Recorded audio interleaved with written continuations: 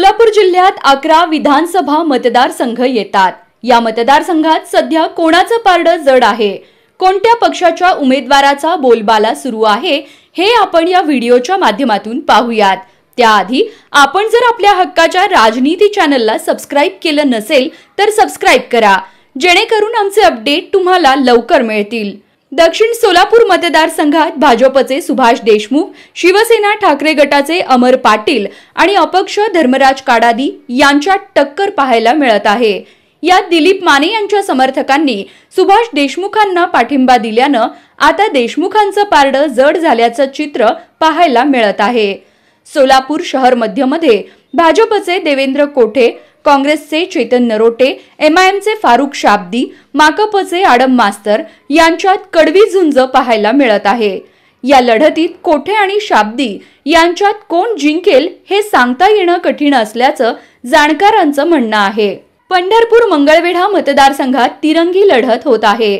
यात भाजपचे समाधान आवताडे, काँग्रेसचे भगीरथ भालके आणि शरद पवार गटाचे अनिल सावंत यांच्यात टक्कर होत आहे।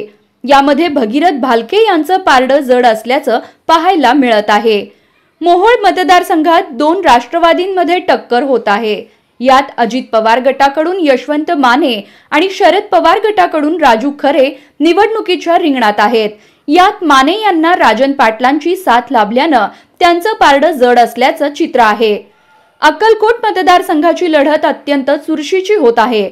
यात भाजपचे सचिन कल्याण शेट्टी आणि काँग्रेसकडून सिद्धाराम म्हेत्रे हे रिंगणात आहेत। यामध्ये विकासाच्या मुद्द्यामुळे अक्कलकोटची जनता ही कल्याण शेट्टी यांच्या सोबत असल्याचं चित्र आहे।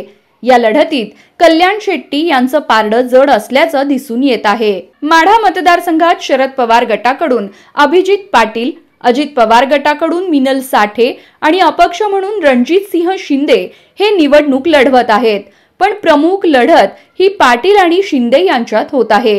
ही लढत अत्यंत चुरशीची होत असल्यानं कोणत्याही क्षणी पारडं कोणत्याही उमेदवाराकडे झुकू शकतं असं जाणकारांचं म्हणणं आहे। माळशिरसमध्ये भाजपचे राम सातपुते आणि शरद पवार गटाचे उत्तम जानकर यांच्यात लढत होत आहे। जानकर यांना मोहिते पाटील रूपी भक्कम पाठिंबा असल्यानं या लढतीत जानकर विजयी होतील असं चित्र आहे। करमाळा मतदारसंघात शरद पवार गटाचे नारायण पाटील, शिंदे गटाचे दिग्विजय बागल आणि अपक्ष संजय मामा शिंदे यांच्यात तिरंगी लढत होत आहे। या लढतीत नारायण पाटलांचं पारडं जड असल्याचं पाहायला मिळत आहे। शहर उत्तर मध्ये भाजपचे विजयकुमार देशमुख आणि शरद पवार गटाचे महेश कोठे हे निवडणुकीच्या रिंगणात आहेत।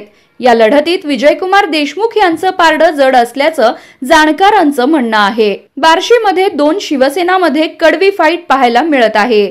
यात शिंदे गटाकडून राजेंद्र राऊत मैदानात आहेत, तर ठाकरे गटाकडून दिलीप सोपल हे निवडणूक लढवत आहेत। या लढतीत सोपल यांचं पारडं जड असल्याचं पाहायला मिळत आहे। सांगोला मतदारसंघात तिरंगी लढत आहे। यात शिंदे सेनेकडून शहाजी पाटील, ठाकरे गटाकडून दीपक साळुंखे आणि शेकापकडून बाबासाहेब देशमुख हे निवडणुकीच्या रिंगणात आहेत। या तिरंगी लढतीत बाबासाहेब देशमुखांचं पारडं जड असल्याचं चित्र पाहायला मिळत आहे।